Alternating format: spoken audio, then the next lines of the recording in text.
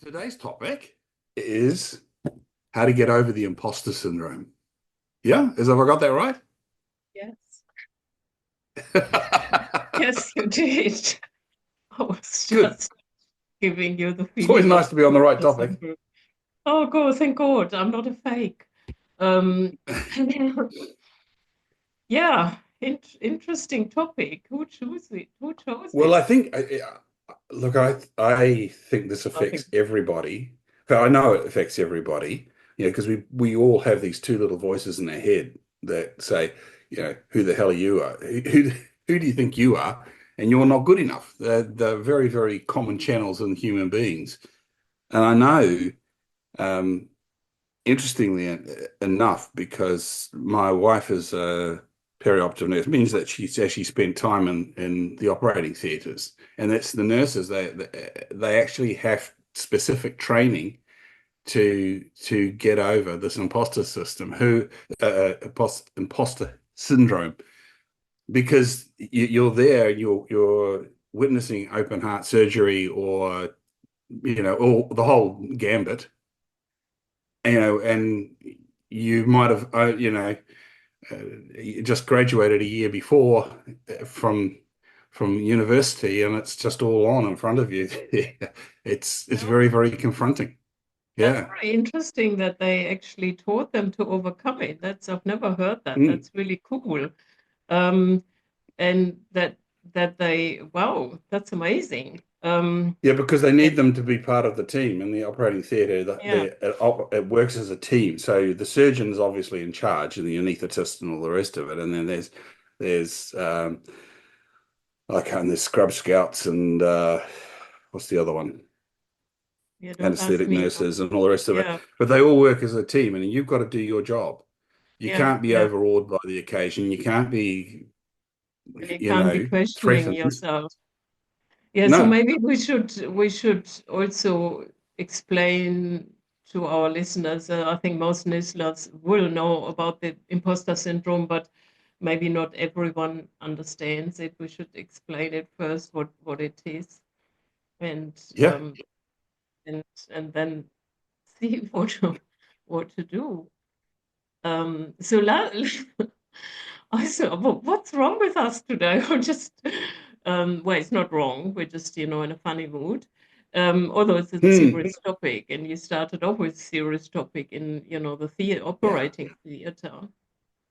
So Yeah. last, Look, yeah, yeah, t to me, imposter syndrome, right, is when you find yourself in a situation that is taking you probably to the limits of your capabilities.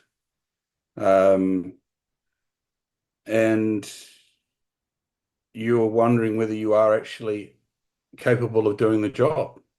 You're wondering whether you might have been promoted out of the sales team into a sales manager's job, and all of a sudden you're not a colleague of your anymore. You're the boss. And there's this thought, well, am I capable of doing this? yeah. And the thing is, it doesn't even have to be that you push to your limits. Some really smart people who are very capable, um, can take on something, and they have this voice in their head. Oh, am I able to do it? Or people think I'm just faking it. One day they find out I'm just faking it, and it could be even people who are very capable to do their job. And we all have these sort of, at times we have these doubts. Will I be able to do it?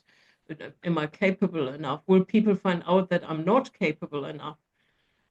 Yeah, so that's the imposter syndrome.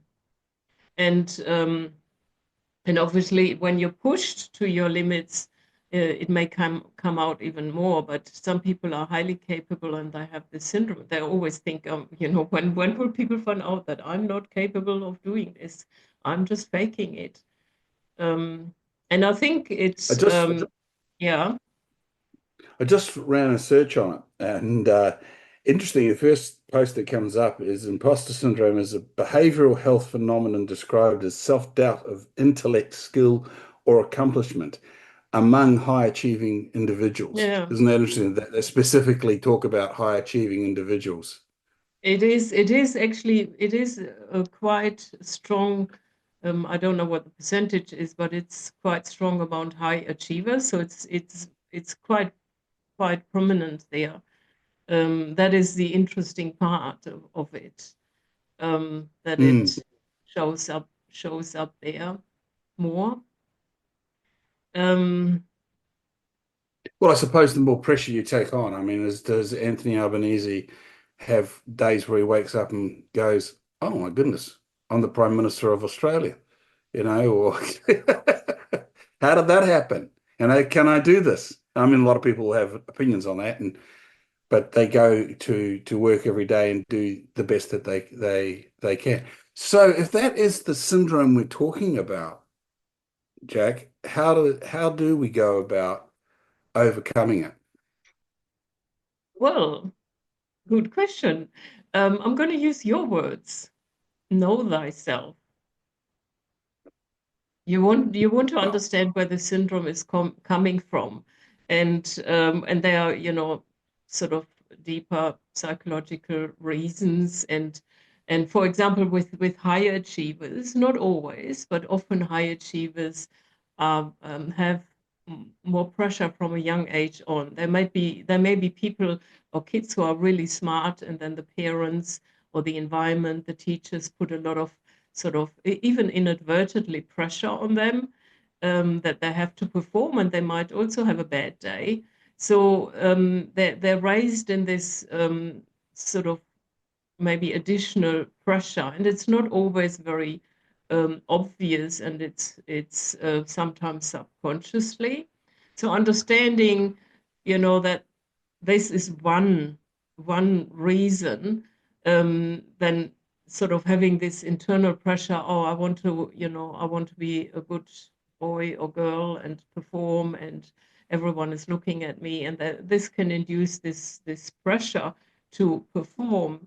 But the interesting thing is that this imposter syndrome is also about I'm faking it, and mm, that's an sort of like a twisted psychology, where these smart people see. But the, well, let's take my example. I'm not a genius. I'm not super smart, but I was relatively smart in science and mathematics. And mathematics, it just came to me. I did do nothing for it ever. I just could. We went far beyond what we had in school, and and I just was. It was just as if it was coming to me. it's a And gift. yeah, a gift. Yeah, and I loved Mm, it. And mm. and I also started teaching the rest of the class with another person who had a similar gift. We divided the class. I mean, I was 15 years old and I was teaching the class, and the teacher took us aside, the two of us, and gave us different mathematical challenges because she could see we were bored. And but I was, compassionate enough to help my peers to get over the line. Now, what I'm pointing out to, because I had this experience and it came to me for doing nothing, I sometimes thought I'm faking my way through this, HSC, because I did nothing. I mean, I Mm, taught the rest of the class, and I was far beyond everything. And because I had this, um, I was thinking that there's something not right here. And I it's think too this is easy. kind of a bit of a twisted psychology, Mm, where the mind needs to find something negative about it. That's kind of mm, my sort of interpretation of it, as in, oh, it can't be just so easy, and there's something not right about it. And mm. and the thing is, when was one of my best experiences, and I have to share it now. When we did when we had the HSE, I had obviously mathematics as my advanced course, a different system than it is in Australia, and I had to do a written exam Um, and I had to do a verbal, exam as well. And I was one of the last ones. So all the other teachers were finished with their students. So they all joined me and they wanted to see what this amazing Jacqueline does. And I came into the room, which was a classroom where they test you, and I had a blank sheet of paper. And I know the person who took my sheet of paper was blank sheet of paper. But the thing is, I work best if I don't think about it beforehand. I looked at the challenge that was given to me. I thought, yeah, it's about this, this, this, and I created it on the spot with a blank sheet of paper, and I got a standing ovation. One of my best experiences. No, sorry, I had to share this. I did not have an imposter syndrome at that point in time. I was just Isn't right that interesting? in the zone. Yeah, I was right into the zone. That's exactly the thing. You went into flow. You know, Yes. as Csikszentmihalyi would describe it. You know and you just did it, Uh, and the because it's there it to just be. happened. Yeah, It was yeah, beautiful. I yeah, mean, it was absolutely yeah. stunningly beautiful, and I would have never expected that all the teachers got up and gave me a standing ovation. Huh. Amazing. Well, congratulations! All these years later. Yeah, yeah, that's but my but that is but then you obviously are familiar with imposter syndrome. So when have you actually experienced that? Can you think of an example of when you've actually experienced imposter syndrome? yeah, it is. Oh, well, it is quite interesting the way my imposter syndrome shows up is if things are too easy. I remember Hmm. when I became a project manager. So many years later, I became a project manager here in Australia in my first job, and I was, mentored and everything. So I became a project manager. Back then, you couldn't study it. I mean, something you learn on the Mm. fly. And I had my first project, and it flew in a day before schedule, and we couldn't be late because there were legal implications if we were just one day late, and high fines for every day we would have been late. It was a legal obligation to get this technology happen on that day. So we came in one day early, and I looked around in my team, and everyone was just checking, was relaxed. I thought this cannot be true. And I went to my mentor and I said, I don't get this. Are we missing something? Everyone is relaxed. It's like, this is not right. And he said to me, it is right. It's because you are running this project. And this was my first project.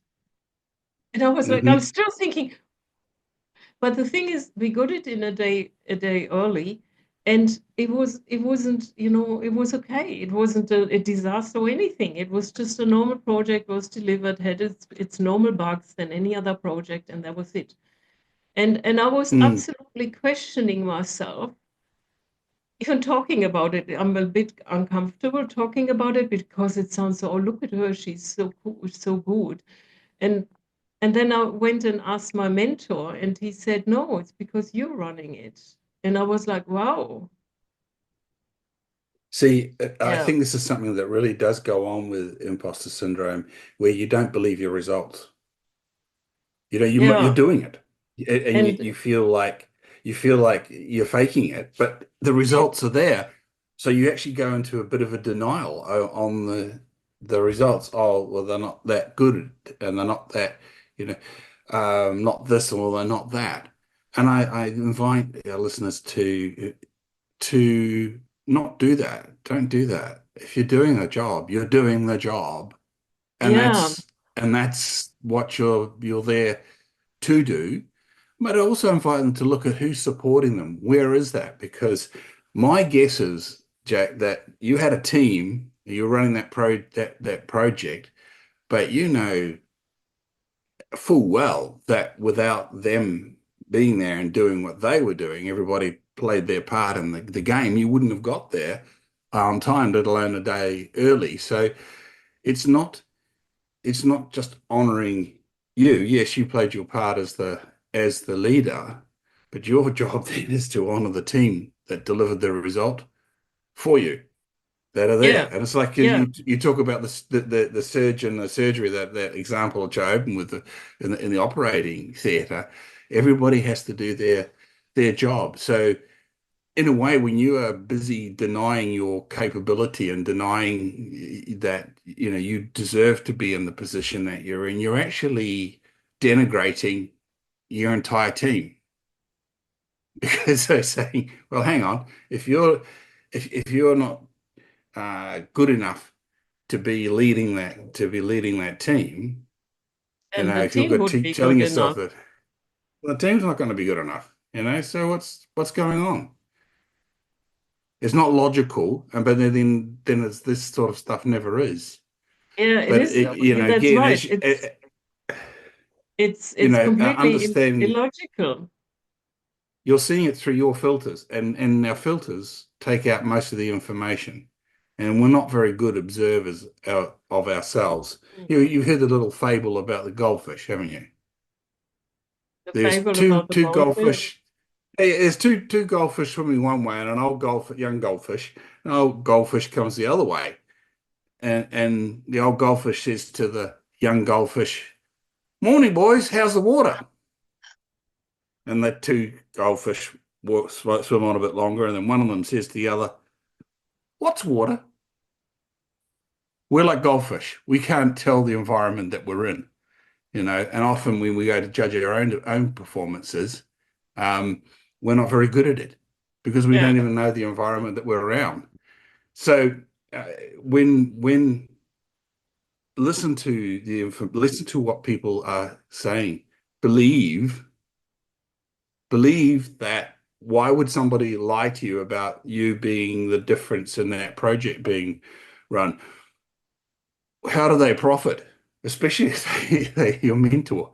Oh, yes, I've told you that you're the difference, Jacqueline, and you go on to the next thing. I'm known as your mentor, and it's a disaster. So, of course, I want to blow your ego up and make sure that no, that's rubbish. Of course, he's not going to do that, or she's not going to do that.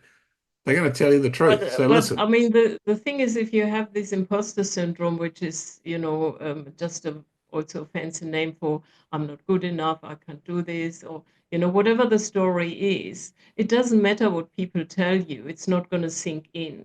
You have to look underlying what is causing your Yeah, doubt or your negative self-talk. Where is this coming from, and what is causing it? yeah, And sort of, for example, in my situation, I had the story in my mind that achieving something cannot be easy. If it's easy, it's not an achievement. And that was the underlying story and negative thinking I had, and the belief system that was causing it. And I think that is important to understand, because anyone can tell you anything. It's not going to sink in if you have a story, a perception, a belief in your mind.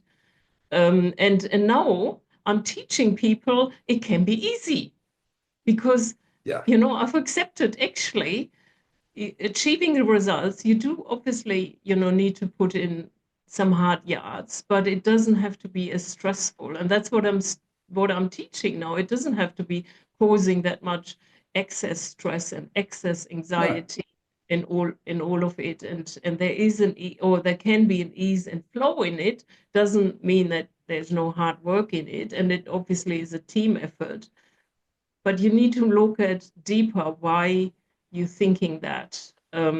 Otherwise, I agree it's with you. just I at the agree with you, Jack. surface. Yeah, Yeah, I agree with you, Jacqueline, and to the greatest extent. I would say to you though that if you are deliberately searching out, looking into this, like I talked about your mentor, um, that's someone to whom you go to and whom you said you deliberately go to and checked in with them. All right. So there's a that's higher right. chance that you will be listening to that particular person, like listening Yeah, to your coach or wherever else you go to get your advice. But seek that specific. that you can win all the prizes in the world, that won't matter. But you choose who you go to. But you that because often I find my work with clients is when you're listening to them, they're telling you the story becomes apparent to you. You can hear the story and what they're saying to you, and you can go, "Hang on, did you just say that?" Explore more down that line. Get down and have a look at that. And that's what I mean by the fish not being able to tell they're in the water. Yeah. Unless And they have someone who knows that there's water there, they can't work on their environment. That's why it's important to get a professional to work with. That's why coaching produces, I think, ICF have got it at something like 6 to 7 times more revenue than it costs. It's a great investment because you actually get to improve your effectiveness by a yeah, significant margin. it is So interesting, isn't it? Yeah. yeah, and I don't think we make enough of that, to be honest with you. We should do, hey, I think I'll put my fees up to $100,000 a session. You can only get 6 or 7 times that. They're really going to be doing well, aren't they? Yeah. Yeah. And that's that is That's a joke. correct. But the outcomes are there, and it's because people are able to see what is going wrong in their system. That's what a coach's job is. Yeah. So like I use the analogy of you don't see a sporting coach, like the guy who's coaching Bayern Munich football team is not teaching his players how to play football.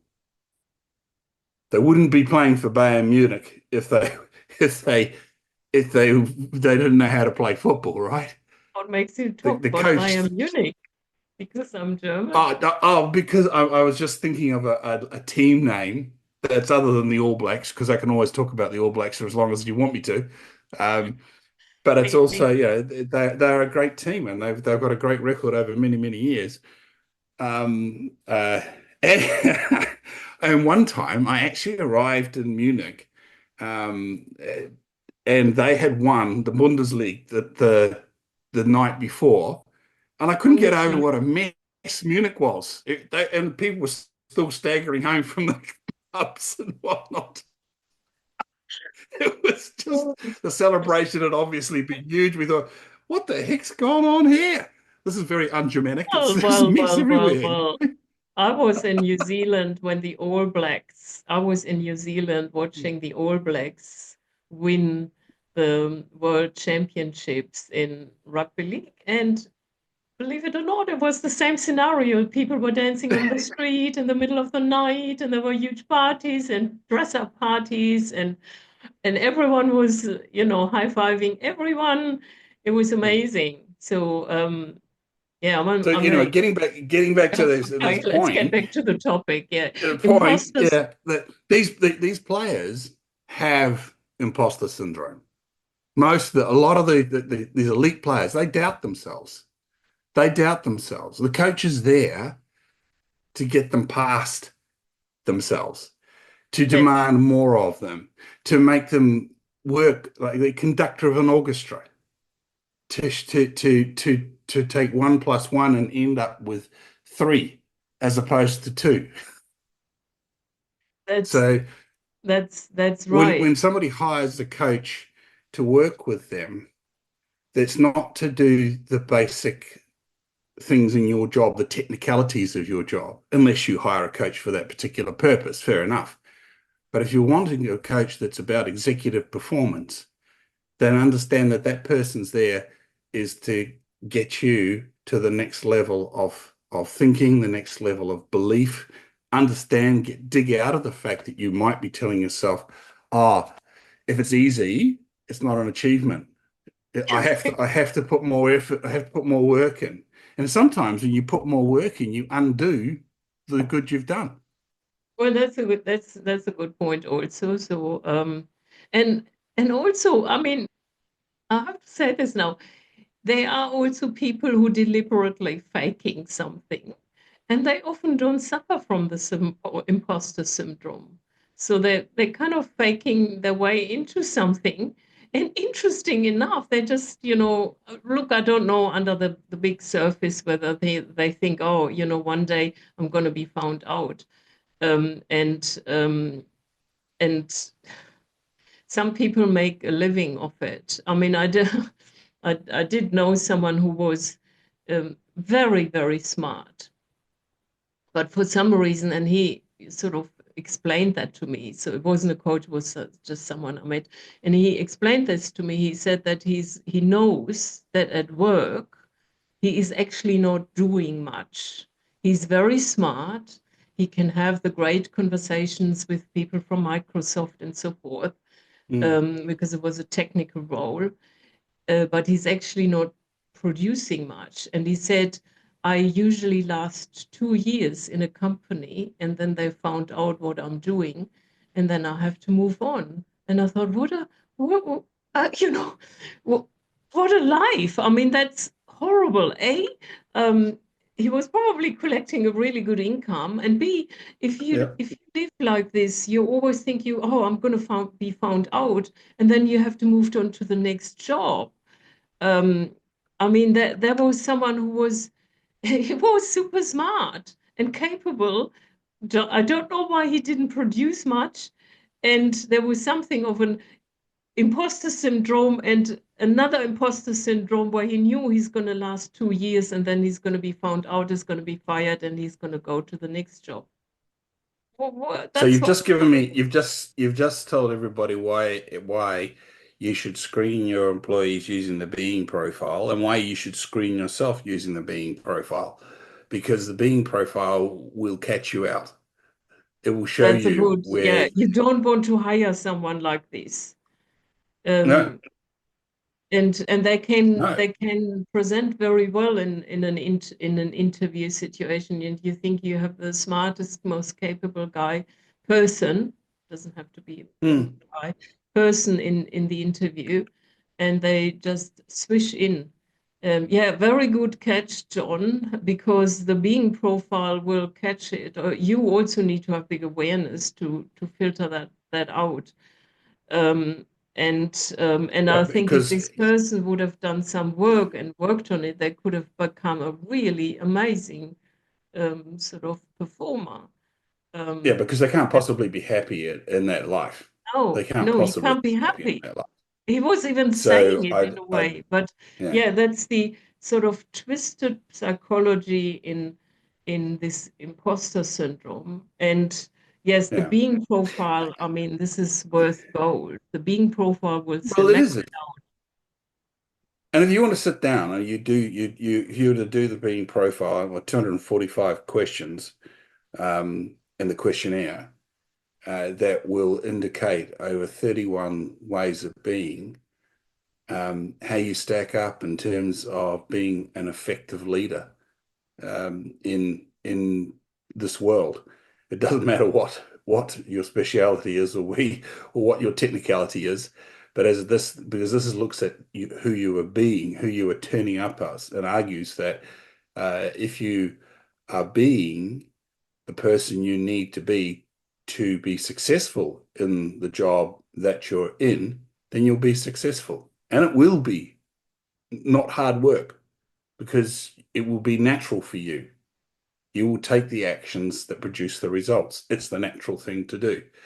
It's like I talked to in a business networking group that the entrepreneur or the leader of the business is the lid on the business. If you want to Mm, change the business, then that person needs to become the person who would lead an organization that's bigger, better, more profitable, whatever it is that is, but that person needs to make the changes first so as they can lead the way. And yeah, that's what's so powerful about the being profile because you dig into it and you're looking at factors as diverse as responsibility, awareness, um, authentic. authenticity. These are hard ones which you would kind of expect to be in a business tool. But what really uh, gets me interested is that it also looks at things like how healthy is your relationship with love, with Mm, forgiveness? with Mm. communication, with partnership. How is your relationship with those things? And those things are super important in building a culture that Yeah. will be successful. And Um, so in looking at it from an imposter syndrome point of view, if you are feeling like you are an imposter, get in touch.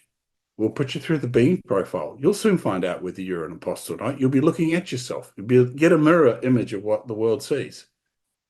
yeah, and And, you can work from there. and the thing is, the good thing about this being profile is it's not just a report.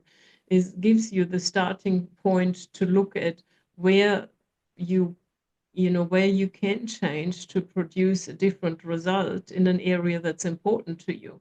So it's not a Hmm. report and it tells you, who you are or personality or something you cannot change. You can No. change your relationship with authenticity. You can Yes. change your relationship with forgiveness. And sometimes, I'm glad you mentioned forgiveness. Sometimes an underlying cause for something like this imposter syndrome can be that someone hasn't forgiven themselves for something. And That's when they right. see this, and you do some work around it and you release it, you will then also release the imposter syndrome, which will be, Mm. disintegrate. Hmm. Um, I think the being profile is such a wonderful tool to give you a snapshot where you are, but then it also provides a blueprint on how to go forward. And Absolutely. yeah, Because we're not fixed. We only think we are. yeah, we're not fixed. And That's right. yeah. And I think also the interesting point out here is that your mind, your thinking is not you. You don't have control over many of your more base instincts, protection, and as far as your brain is concerned, your amygdala, your reticulated activating system. That's it. Um, is only interested in keeping you alive. It doesn't. It's not interested in your quality of life. yeah, That's a very base level of instinct. So sometimes ideas come into your head that are not actually generated by you. They've been put in there by programming over the years through the filters that you've looked at life, etc. So this is where when you say, Jack, you got to go find that cause. It's there. It's there, and you will find that cause if you spend enough time looking. But one of the first steps is understanding that you are not necessarily your thinking. You that's don't have control over all of your thinking. That's right. And the thoughts can pop up like a little, program or machine. It just spits out, a certain situation and it just spits out certain thoughts. But you can actually Mm, observe this because if we wouldn't be able to observe yes, it, we couldn't change. So you can observe this almost happening, like you said, automatically. It just pops up yes. like a little program, and then you say, no, no, no, no, we're not doing that program right now. Yeah, thanks for And popping up and caring, thanks but for no. popping up. Oh, here you are Yeah. again. Yeah, no, no, no. I thought, and you will be able to so to speak override the program, but you have to really know what the program is, where it's coming from, Mm. and then the thoughts will also change over time. The But process is yeah, simple, but it's far from easy, which is why yeah, it's often a really good idea to have professional help when you take yourself on. But you can change. You can change completely yeah, to whoever it is you choose you want to be. It's taking conscious action and being conscious of the fact that you are yeah, conscious. You have awareness, yeah, and yeah, going to another level. And that, I think, is what distinguishes very successful people, as they have a higher level of awareness around that which they want to achieve and the courage to execute. And this is true of good, bad, and ugly, and amazing people, but terrible people as well, because they just decide they're doing it. They are it. and I mean, the thing is, you've actually just hit on a core sort of truth this, they have the awareness, what it takes and the courage to put it through. And it sounds so simple, and it is in essence simple, but as you said, also it's not easy. But this is really at the core, the difference between someone who is successful in something and someone who isn't. And that is, yeah, the tricky part is that it can sound really easy, and that's it, and people think that's the difference, and the thing is, Mm. that is the difference, but you have to go through the experience of it, and sometimes it may take a while to actually get to the point and change the perception and put it into practice so it works. If I could um, just expand on that a little bit there, because um, Ching Nang Chu in her book Thick Face, Black Heart puts it in a more expanded format. Her argument is that if you don't care about the consequences and you are determined, black heart, and you don't care, thick face, so you don't care what other people think, then you will succeed. It's like if that's and you have the tools, bang, away you go. And that's yeah, again, it's not a matter of being a good person or a bad person. It's nothing to do with it. It's about being successful at whatever you choose to do. yeah, and right, yes, and being stopped by the concern what other people think is so entrenched in us. Sometimes we Hmm? don't even realize that the original thought is, even the imposter syndrome is a thought about what other people think about my performance. It Hmm. is, what do they think? Oh, they think I'm not capable. Or maybe they can see through it. It's all about, who knows what they think. And I think you said Hmm. in one of our earlier podcasts, and it's none of your business what other people think. It's like, None of your damn yes, business. it's and there will always, people also will always think about, have thoughts about you and have opinions about you, and they're not always favorable, and they can be, and yeah, if you don't care, And that's not um, to say, Jacqueline, that you shouldn't be considerate of other people. Like, I put this shirt on today with a collar because I'm turning up on this podcast with you, and I need to be somewhere near as well dressed as you always turn up, beautifully dressed. So, it just wouldn't work, and it wouldn't work for our viewers if I turned up wearing a t-shirt. It's not appropriate that's in these that's circumstances. that's So right. you do have to think about other people, but that's all about you getting what you want.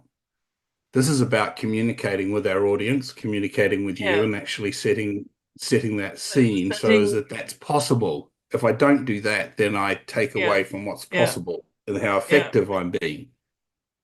and that's a very, very good point. And also, in my example earlier, I actually referred to getting feedback from one of my mentors.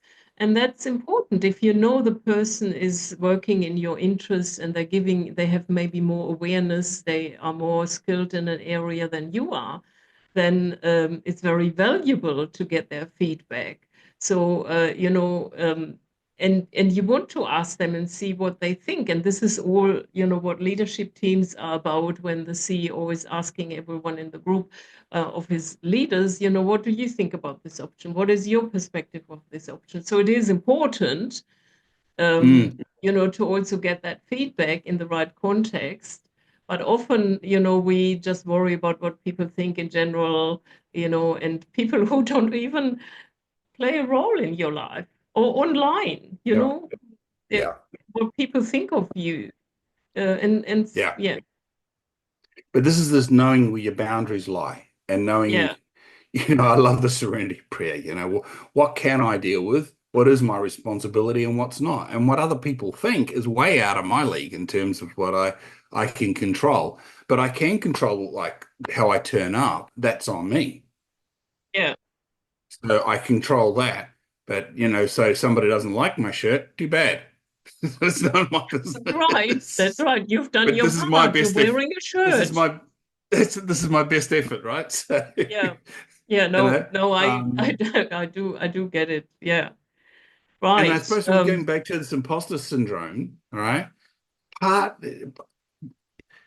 is that self-belief. So I'd summarize it, go find where that thinking is coming from. Work with a Mm, coach, someone like or a mentor and or even someone you trust, just talk it through and mm, say, hey, this is, and see if it doesn't just come up and you can start going, oh, hang on, that was true back then, but it's not true now. yeah, You know, yeah, before I learned all the skills, before I spent 10 years at the company, before I went into my MBA, that might have been true, but it's not true now. And yeah, so yeah, when that thought yeah, comes to me, I'm going to go, no, no, no, yeah. I'm a You can professional. just I drop know it what I'm doing here. That's right. And just put it put like it a hot away. potato. Um, Yeah, yeah. yeah, And then and also when that imposter syndrome's going off in your head, imposting to who? Well, somebody who you don't know, somebody who you have no control over what they think anyway. Um, if if the data doesn't show that you're not doing the job, then you're doing the job. yeah, yeah, So it's just like that. But yeah, it's everybody has it. And so there won't be a human on earth I don't believe, who is actually achieving something in their life that hasn't felt imposter syndrome. yeah, yeah, yeah. It's that's right. Hmm. I So think I think we've that's that one done. yeah, I was just saying, I think we've exhausted the topic. We All right. have, yeah, I hope you got a lot out of it, and you can always connect with us, leave comments, tell us what you like to hear more about. We are more than willing to do that. And other than that, we see you next. Yeah, see you next time.